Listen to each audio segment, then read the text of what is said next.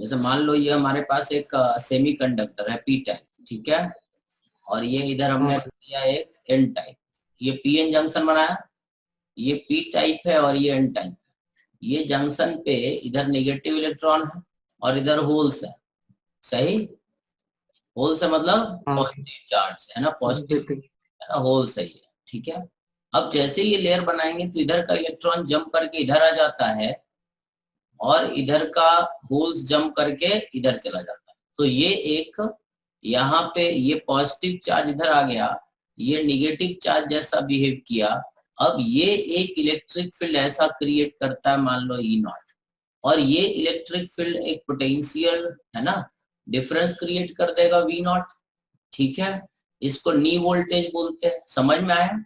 अब ये हमारा एक इलेक्ट्रिक फील्ड यहाँ पे बना हुआ और नी वोल्टेज फॉर एग्जांपल मान लेते हैं कि 1 वोल्ट, ठीक है, मतलब 1 वोल्ट तक ये इलेक्ट्रिक फील्ड जिंदा रहता है, ठीक है।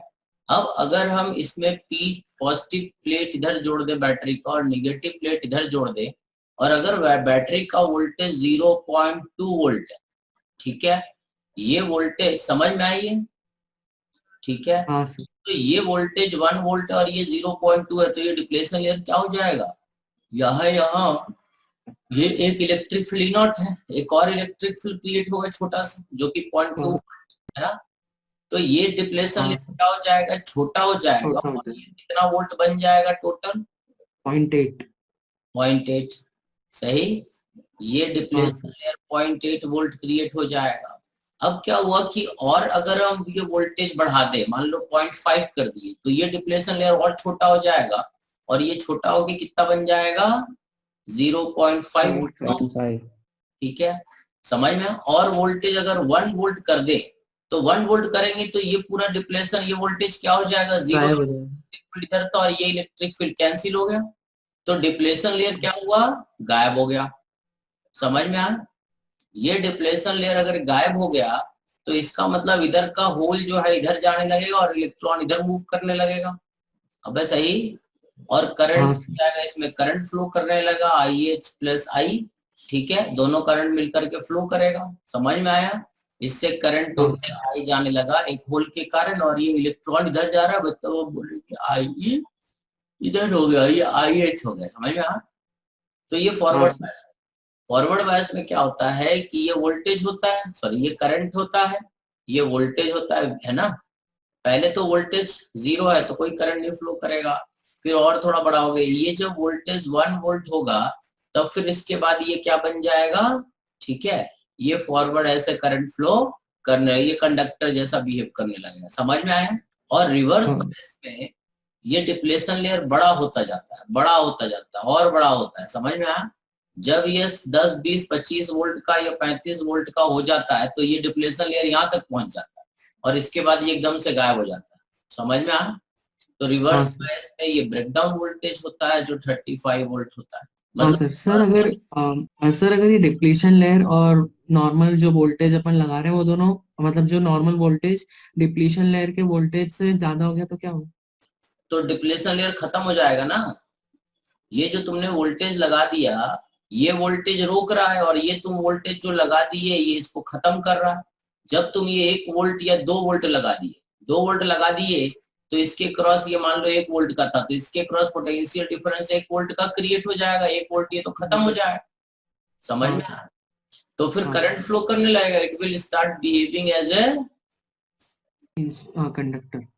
कंडक्टर, ठीक है, समझ में आया, ठीक है। ये कंडक्टर बन जाएगा और करंट इससे फ्लो करने लगेगा, समझ में आया। तो ये फॉरवर्ड बायस, रिवर्स बायस में ये एक इंसुलेटर जैसा बिहेव करता है, और फॉरवर्ड, अरे बहुत कम लोग आए रहे, चलो आज खत्म करें, अब कितना इंतजार करें, चलो देखो। तो ये तो हो गया फॉरवर्ड बायस और रिवर्स बायस, समझ गए वो। रिवर्स बायस में ब्रेकडाउन वोल्टेज पे आता है तब करंट फ्लो करने लगता है, ठीक है। आज अपने को पढ़ना है रेक्टिफायर, तो रेक्टिफायर समझाएं, ठीक, देखो डायोड है ना, इसको हम लोग बोलते हैं PN junction diode as a rectifier. तो क्या होता है, जैसे एक ट्रांसफार्मर हमारा, ठीक है। अब इससे कैसे रेक्टिफायर, हाफ वेव रेक्टिफायर क्या होता है और फुल वेव रेक्टिफायर, ये आयरन का कोर होता है ट्रांसफार्मर, तुम लोग देखे होंगे, अबे है ना, देखे हो, हाँ सर। ये बताए भी थे EMI में। ये ट्रांसफार्मर का आयरन हाँ कोर है, ठीक है। इधर हमने इसको मान लो स्टेप डाउन वोल्टेज कर दिया, इधर से हम डाल रहे हैं इसमें 220 वोल्ट, 220 वोल्ट AC। अब इधर मान लो हमने नंबर ऑफ टर्न अगर कम रखा तो इधर से हमें कितना मिल रहा, मान लो 20 वोल्ट मिल रहा, सही। बट ये 20 वोल्ट हाँ कैसा है, यहाँ से जो हमें आउटपुट यहाँ पे मिल रहा है ये 20 वोल्ट कैसा है, देखो यहाँ पर जो इनपुट वोल्टेज है, नंबर ऑफ टर्न कम कर देंगे तो यहाँ पर जो आउटपुट हुआ ये 20 वोल्ट का हुआ। बट ये वोल्टेज भी ऐसा रहेगा, ठीक है, इसका पीक हाँ रहेगा 20 वोल्ट, 20 सही। वोल्ट। हाँ ये यहाँ पे हमें आउटपुट मिला, इधर तो 220 वोल्ट था, ये ऐसा था 220 वोल्ट, समझ में आया, ठीक है। हाँ हाँ सर। 220 वोल्ट, यहाँ पे नंबर ऑफ टर्न कम करके या ज्यादा करके हम आउटपुट वोल्टेज को कम कर सकते हैं या ज्यादा कर सकते हैं, ठीक है। अब इसको डायरेक्ट अगर हम यूज करेंगे तो हमें पॉजिटिव फिर निगेटिव फिर पॉजिटिव फिर निगेटिव ऐसा मिलेगा। अब एक अगर डायोड लगा दे, एक रेक्टिफायर ऐसे लगा दें, तब क्या होता है ये देखो। अब यहाँ पर जब लगा देंगे तो क्या होगा, ये एक बार पॉजिटिव हो रहा है, एक बार निगेटिव हो रहा है, एक बार ये निगेटिव होगा और फिर ये पॉजिटिव ही होगा ना। हाँ एक बार सर। प्लस हाँ 20 है, एक बार -20 वोल्ट है। अब देखो +20 होगा तो ये फॉरवर्ड बायस्ड में हो गया, ठीक है। तो आउटपुट हमें यहाँ पे क्या मिलेगा, ये देखो, जब ये 20, जब ये पॉजिटिव है और ये निगेटिव है तो ये क्या हो गया, फॉरवर्ड बायस्ड। फॉरवर्ड बायस्ड मतलब ये करंट तो फ्लो कर जाएगा, ये वाला है ना। हाँ सर। अबे सही, फॉरवर्ड बायस में ये कंडक्टर जैसा ही तो बिहेव करता है, ठीक है। ये करंट फ्लो कर गया, अब समझ गया। हाँ सर। जैसे ही ये टर्मिनल निगेटिव हुआ, ये निगेटिव और ये पॉजिटिव हुआ तो ये क्या मिल जाएगा हमें, ठीक है। ये हमारा क्या बन जाएगा, जैसे ये निगेटिव और यहाँ पे एक रेजिस्टेंस लगा देते हैं, ये लोड रेजिस्टेंस। तो जब फॉरवर्ड बायस होगा तो करंट फ्लो करेगा, है ना, वोल्टेज आ गया और टाइम। लेकिन जैसे ये पॉजिटिव हुआ, ये क्या हो गया, रिवर्स बायस्ड हो गया ना। ये रिवर्स बायस हो गया तो ये करंट फ्लो नहीं करेगा। जब ये पॉजिटिव होगा तो इससे कोई करंट ये फ्लो नहीं करने देगा। फिर जब ये पॉजिटिव, मतलब ये वाला लूप जो है निगेटिव वाला क्या हो गया, गायब हो गया, सही। ये लूप हमें नहीं मिलेगा, समझ में आया। फिर जब ये पॉजिटिव होगा तो फिर ये वाला लूप हमें मिल जाएगा, समझ में आया। और फिर ये रिवर्स बायस हाँ जब सर। होगा निगेटिव वाला तो फिर ये गायब हो जाएगा। तो हमें जो आउटपुट मिलेगा यहाँ पे रेजिस्टेंस के क्रॉस जो आउटपुट मिलेगा उसमें सिर्फ पॉजिटिव वाला साइकिल मिलेगा, समझ में आया, ठीक हाँ है। सर। ठीक है। और अगर तुम डायोड को उल्टा लगा दो, ये समझ गया, ठीक है। अगर हाँ सर। इस डायोड को उल्टा जोड़ दो, इस तरह से जोड़ दो, तो अब तुम्हें कौन सा साइकिल मिलेगा, ये नीचे वाला। नीचे वाला। ये नहीं नीचे। मिलेगा, ये मिलेगा, ये ना मिलके फिर ये मिलेगा, समझ में आया। ये वाले सारे गायब हो जाएंगे। इसको बोलते हैं हाफ वेव रेक्टिफायर। मतलब ये वेव को आधा या तो पॉजिटिव में तोड़ देगा या निगेटिव वाले को गायब कर देगा, जैसा तुम्हारा जरूरत है वैसा कर देगा, समझ में आया। अबे सही। हाँ सर। इसको बोलते हैं हाफ वेव रेक्टिफायर, ठीक है, समझ में आया। अगर तुम इसको ऐसे डायोड को जोड़े हो पीएन जंक्शन को तो ऐसा वाला मिल जाएगा, और अगर ऐसे जोड़ दिए हो, ठीक है, इस तरह से जोड़ दिए हो तो तुम्हारा आउटपुट में आउटपुट वोल्टेज ऐसा हो जाएगा, समझ में आया। निगेटिव साइकिल खाली मिलेगा तुमको, सही। हाँ सर। ठीक है रे, बोलो रे। हाँ सर। ठीक है। इसके बाद आता है full wave rectifier. Full wave rectifier में देखो क्या होता है, ठीक है। फुल वेव रेक्टिफायर भी हमारा जो होता है ये होता है full wave rectifier. Full wave rectifier में भी हम ट्रांसफार्मर वैसे ही लेते, वही आयरन कोर वही सब कुछ, बस ट्रांसफार्मर में थोड़ा सा चेंज करते हैं कि ये तो हमारा इनपुट वोल्टेज है और यहाँ पर हम क्या करते हैं, ऐसा आउटपुट लेते हैं। यहाँ पर एक न्यूट्रल पॉइंट होता है और ये एक प्लस होता है और ये प्लस होता है। ये प्लस और माइनस दोनों हो सकता है, ये प्लस और माइनस दोनों हो सकता है, बट बीच वाला क्या होता है, न्यूट्रल, ठीक है।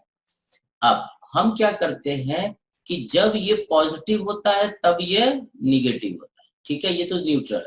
तो हम यहाँ पर एक डायोड लगाते हैं सर, ठीक है, और हम एक डायोड यहाँ पे ऐसे लगाते पीएन जंक्शन, ठीक है, और इन दोनों को ऐसे जोड़ देते हैं, ठीक है, और यहाँ पर आउटपुट यहाँ पे लेते हैं, ये जो लोड है रेजिस्टेंस यहाँ पे ऐसे हम लोग आउटपुट यहाँ पे देखते हाँ हैं, सही, लोड हाँ रेजिस्टेंस। सर अब देखो क्या हो, ठीक है, कि जब पॉजिटिव ये रहेगा निगेटिव ये रहेगा तब क्या होगा कि जब ये पॉजिटिव यहाँ से जो मिल रहा है वो तो हमारा कैसा मिल रहा है, ये तो पूरा ऐसा साइकिल जा रहा है ना।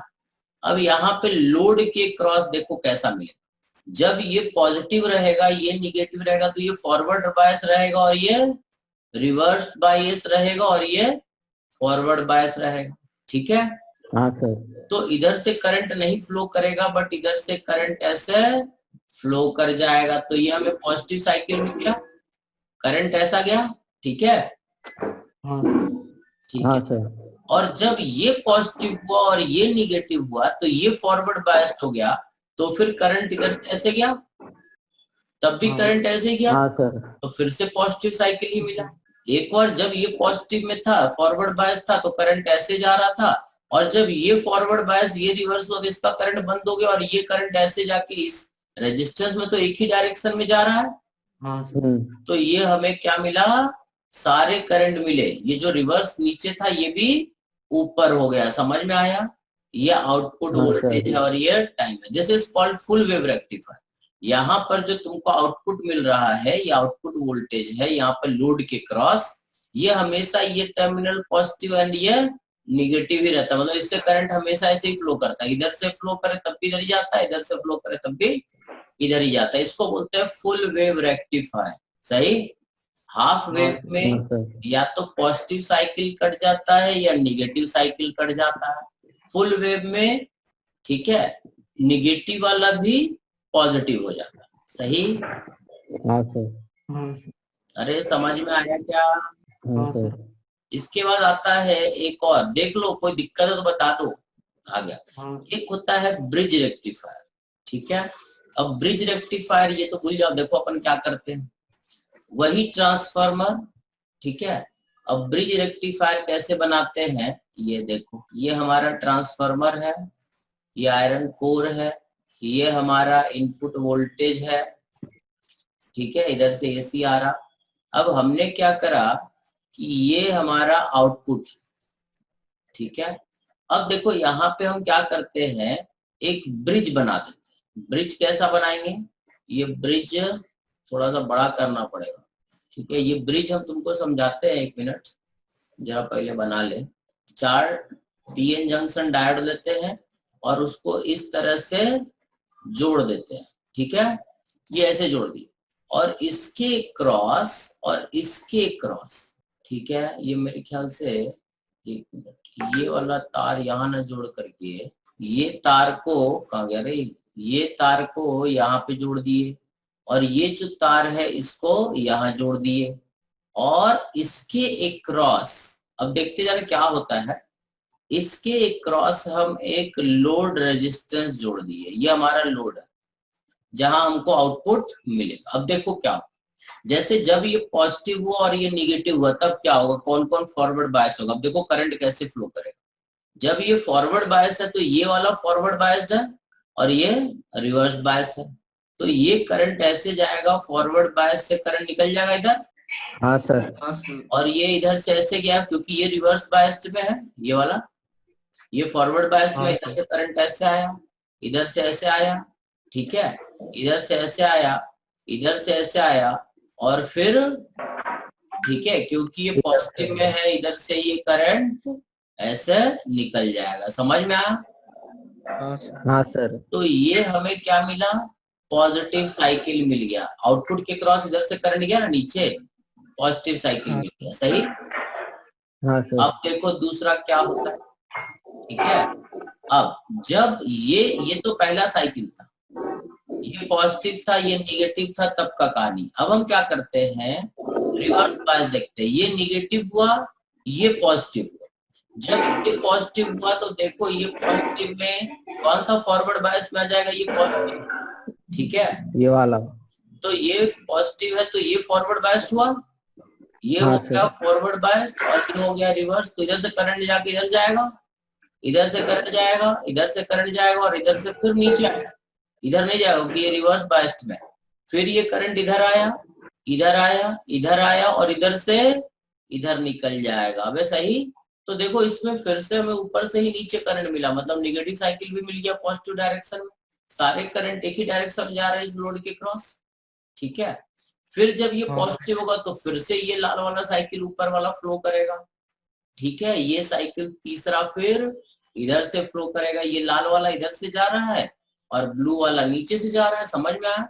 जब ये पॉजिटिव हाँ, होता है तो ये वाला डायोड चालू होता है, ऐसे जाता है, और जब ये पॉजिटिव होता है तो ये इधर से ऐसे जाता है। समझ में आया?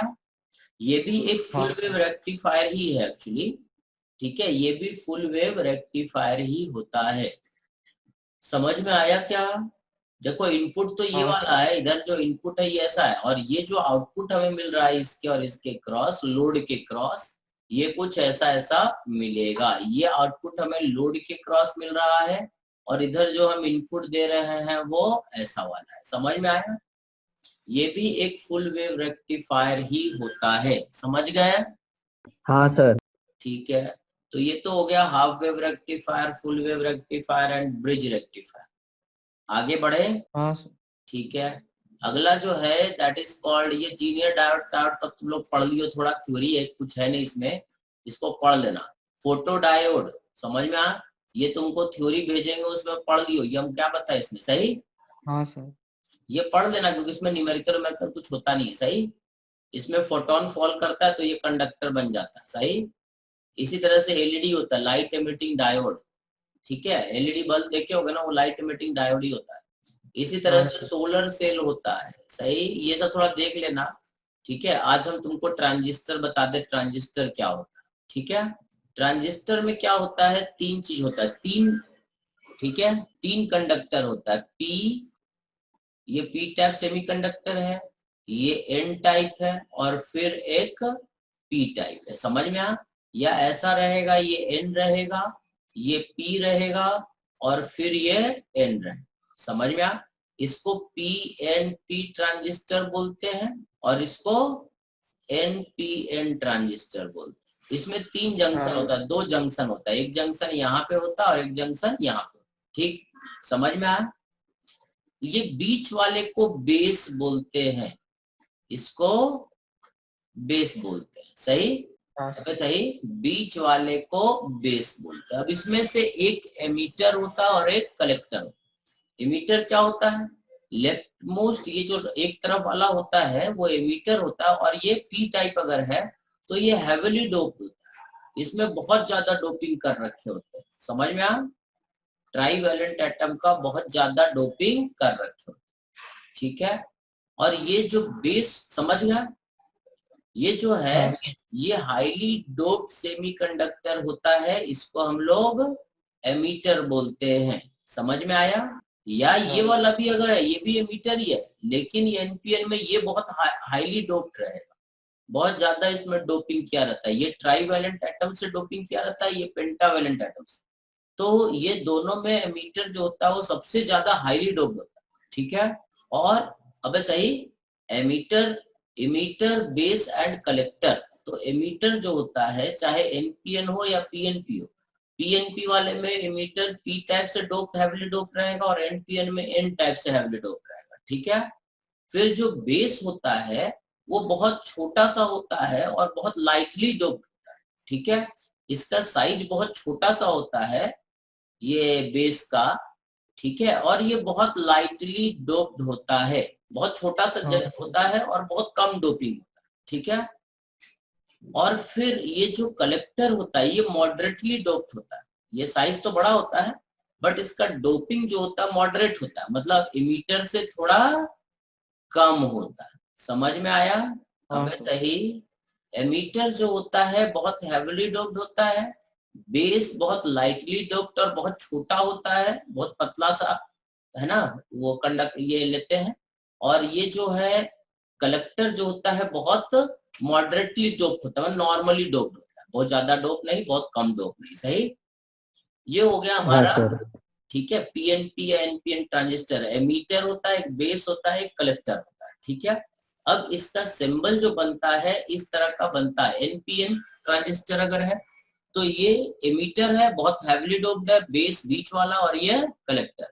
एनपीएन ट्रांजिस्टर में सिंबल हम लोग ऐसा दिखा, ये हमारा ट्रांजिस्टर का सिंबल है, ये बीच वाला होता है बेस, ये वाला इधर वाला जिसमें एरो लगा रहता है इसको बोलते हैं एमीटर, और एक तरफ वाला ये होता है कलेक्टर, सही। ये एमीटर जो कि हैवीली डोप्ड होता है और ये मॉडरेटली डोप्ड होता है, और बीच में जो बेस रहता है ये बहुत लाइटली डोप्ड होता है, ठीक है। एनपीएन में इस तरह का सिंबल दिखाते हैं। और पीएनपी ट्रांजिस्टर, पीएनपी में एमीटर ऐसा, पीएनपी ट्रांजिस्टर का सिंबल हम लोग ऐसा दिखाते हैं। ये जो एरो होता है वो एमीटर का ही होता है, ये बेस होता है और ये कलेक्टर होता है, सही। बस ये एरो का डायरेक्शन अगर इनसाइड है तो ये पीएनपी है, और अगर आउटसाइड है तो ये एनपीएन है, समझ गया। ये हमारा ट्रांजिस्टर का बेसिकली सिंबल है, सही। हाँ सर। अब सही। अब ये ट्रांजिस्टर का काम क्या करते हैं ये देखो, ठीक है। ये एक्चुअली वोल्टेज एम्पलीफायर या एम्पलीफायर जैसा यूज होता है, ठीक है। अब जैसे ये मान लो हमारे पास ट्रांजिस्टर है, एक ट्रांजिस्टर हम लेते हैं, इसका लॉजिक तुमको बता, ठीक है। ये मान लो करंट इसका है और ये आईसी है, ठीक है। आई मान लो 100 एम्पियर है तो ये होगा 95 एम्पियर, और ये रहेगा 5 एम्पियर। मतलब इधर से अगर 100 एम्पियर निकल रहा है तो इधर से कितना आएगा, 95 कलेक्टर से आएगा, और बेस से कितना आएगा, 5 एम्पियर आएगा। समझ में आया। हमेशा IE is equal to IB plus IC होता है, ठीक है। IE 100% होता है, IB कितना होता है, नियरली 5%, और ये 95%। समझ में आया, ठीक है। इस रेशियो में हमेशा चलता है। अगर ये 5 के जगह पे ये 10 एम्पियर तुमने कर दिया तो ये 100 के जगह पे 200 एम्पियर हो जाएगा, और ये 95 के जगह पे 190 एम्पियर हो जाएगा। समझ में आया। इसमें 5 एम्पियर का चेंज करोगे तो यहाँ डबल होगा, यहाँ डबल होगा, और यहाँ पे भी ऐसा कुछ हो जाएगा, सही। अरे सही, ठीक है। ये हमारा बेसिकली, ठीक है। तो इसको हम लोग क्या करते हैं, एज ए एम्पलीफायर यूज करते हैं। अब कैसे एम्पलीफायर एज ए यूज करते हैं, देखो ये कॉमन एमीटर एम्पलीफायर है। इसमें क्या करते हैं, ये हमारा ट्रांजिस्टर है, ठीक है, इसका ये एमीटर है, एमीटर को हमने कॉमन कर दिया, और ये कलेक्टर है, ठीक है। अब देखो क्या होगा, यहाँ पर से बेस से एक तार आया, ठीक है, और यहाँ पर ये तीनों को हमने कॉमन कर दिया। यहाँ पे ये हमारा कलेक्टर है, कलेक्टर के क्रॉस, ठीक है, हमने एक लोड रेजिस्टेंस लगा दिया RL, और यहाँ पर एक वोल्टेज लगा दिया। इसको नाम याद रखना, ठीक है। ये VCC होता है, ये प्लस और ये माइनस, इसके क्रॉस हम आउटपुट लेते हैं लोड रेजिस्टेंस के क्रॉस, ठीक है। अब यहाँ से एक हमारा इनपुट वोल्टेज रहेगा, हम जो भी इनपुट देंगे वो रहेगा, ठीक है। और यहाँ पर एक बैटरी ऐसे रहेगा, इसको बोलते हैं VBB, सही। अब देखो यहाँ से करंट जो निकल रहा है ये IE है, ये क्या हो गया, IB हो गया, और ये क्या हो गया, IC, ठीक है। समझ गए, ठीक है। अब क्या होता है कि IB plus IC is equal to I, यही रहेगा, ठीक है। अरे सही।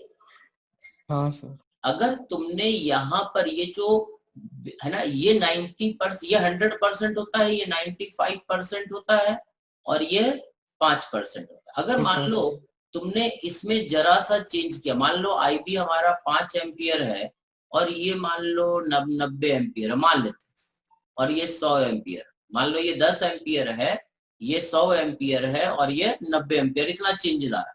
अगर तुमने इसमें 1 एम्पियर बढ़ाया, मतलब 10 के जगह पे 11 कर दिया, ठीक है, तो ये कितना हो जाएगा, 110, और ये क्या हो जाएगा, 100। ये एक यहाँ पे 10 है तो यहाँ पे कितना है, 9 एम्पियर है।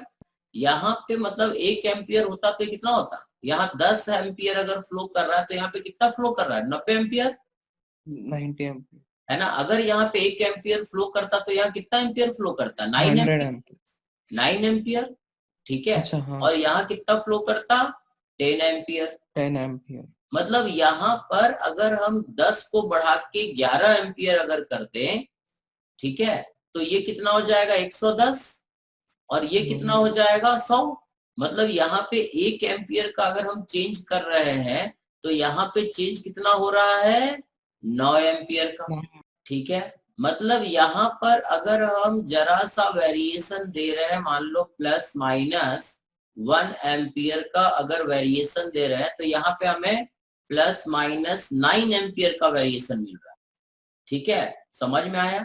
मतलब ये हुआ कि हाँ। यहाँ पे अगर हम जरा सा सिग्नल डालते हैं, छोटा सा सिग्नल अगर डालते हैं, तो यहाँ पे ये 9 गुना ज्यादा बड़ा हो जा रहा है। यहाँ पे अगर हाँ, 1 एम्पियर हाँ हम सर। चेंज करते हैं, जैसे मान लो हमने धीरे से बोला, तो यहाँ पे ये 9 गुना ज्यादा बढ़ जा रहा है। यहाँ पे फ्लक्चुएशन 9 एम्पियर का होगा ना, यहाँ पे 1 एम्पियर का फ्लक्चुएशन है, यहाँ पे 9 एम्पियर का फ्लक्चुएशन होगा। समझ में आया, अब समझ में आया। तो ये एक्चुअली हमारा वोल्टेज को क्या कर दिया, इनपुट सिग्नल को क्या कर दिया, एम्पलीफाई कर दिया, बड़ा कर दिया। भाई 1 एम्पियर हम जरा सा आवाज कर रहे थे और वो आवाज बहुत ज्यादा वेरी मैग्नीफाई हो गया। समझ में आया। हाँ सर। तो ये ट्रांजिस्टर को एज ए हम एम्पलीफायर यूज करते हैं, क्योंकि बेस में जो भी चेंज होगा कलेक्टर में उसका 90% चेंज रहेगा और एमीटर में, ठीक है, 100% चेंज रहेगा। समझ में आ। यहाँ तुम 1 हाँ। एम्पियर बढ़ाओगे तो यहाँ 10 एम्पियर बढ़ेगा और यहाँ 90 एम्पियर बढ़ेगा, ठीक है। तो अलग अलग तरह का एम्पलीफायर बनाते हैं। एक होता है common base amplifier, common ammeter amplifier. ये कॉमन एमीटर है, मतलब एमीटर देखो दोनों जगह कॉमन है, ठीक है। इनपुट में भी कॉमन है और आउटपुट में भी कॉमन है, ठीक है। कॉमन कलेक्टर एम्पलीफायर, समझ गए एम्पलीफायर का काम क्या है। अरे समझा सर। क्या, हाँ सर। ठीक है। अब ये हाँ सर। एम्पलीफायर का कुछ टर्म्स है जो तुम्हें याद रखना है, ठीक है। ये कॉमन बेस एम्पलीफायर है जिसमें बेस कॉमन होता है। ये कॉमन एमीटर एम्पलीफायर है जो अभी हमने तुमको समझाया, और ये कॉमन कलेक्टर एम्पलीफायर। समझ में आया, सही। ये वाला हमने तुमको भी समझाया, ठीक है। कॉमन बेस में क्या होता है, बेस कॉमन रहेगा, बेस दोनों तरफ रहेगा, इनपुट में भी रहेगा और आउटपुट में भी। कॉमन कलेक्टर मतलब कलेक्टर इनपुट वाले जगह पे भी रहेगा और आउटपुट वाले जगह पे भी कलेक्टर है, ठीक है। इधर हम लोग आउटपुट लेते हैं, ठीक है, और इधर इनपुट देते हैं। ये आउटपुट है और ये इनपुट, ये इनपुट है, ये आउटपुट है। समझ में आया क्या, ठीक है। हाँ सर। सही। तो ये तीनों तरह का रेजिस्टेंस है। अब ये तीनों का कहानी तुमको ये टेबल थोड़ा याद रखना, ठीक है। इसमें करंट गेन होता है IC/I लेस देन 1, ठीक है। कॉमन बेस एम्पलीफायर में, कॉमन एमीटर एम्पलीफायर में करंट गेन बीटा से रिप्रेजेंट करते हैं, IC/IB। ये ग्रेटर देन 1 होता है, इसको गामा से रिप्रेजेंट करते हैं। समझ में आ। अब हाँ सर। ये टेबल हाँ तुमको सर। याद रखना, current gain, voltage gain, power gain. ये चाहो तो तुम लिख भी सकते हो। अबे सही। ये कॉमन बेस एम्पलीफायर है, कॉमन एमीटर एम्पलीफायर है, कॉमन कलेक्टर एम्पलीफायर। सबसे popular amplifier common ammeter amplifier, ठीक है। ये अपने को करना ही करना है, इसका सारा चीज तुमको याद रखना है, सारे फॉर्मूला, ठीक है। इसका करंट गेन क्या होता है, वोल्टेज गेन क्या होता है, पावर गेन क्या होता है। सही, समझ में आया। हाँ सर। अबे सही। ये सारे टर्म्स तुमको याद करने हैं, कर लोगे। लिख रहे हो या हम भेजेंगे तब लिखोगे, बोलो। सर जब भेजोगे तब लिख लेंगे। चलो ठीक है, इसका हम टेबल सब भेज देंगे। तो ये समझ गए एम्पलीफायर, ये बड़ा ये सब रटने वाला चीज है यार, ये सब तुम लोग को याद रखना, वो याद वाद होता नहीं। सही। हाँ सर। अबे सही। तो ये तो हो गया हमारा, ठीक है, ट्रांजिस्टर एज एन एम्पलीफायर। इतना तक पढ़ लियो। अब इसके बाद देखो एनसीईआरटी बहुत फालतू फालतू चीज दिया, थ्योरेटिकल रट लेना उस, ठीक है। समझ गए। हाँ हाँ सर। सर। अब तुमको पढ़ना है that is called logic gate. तो लॉजिक गेट पढ़ा दे, क्या करें।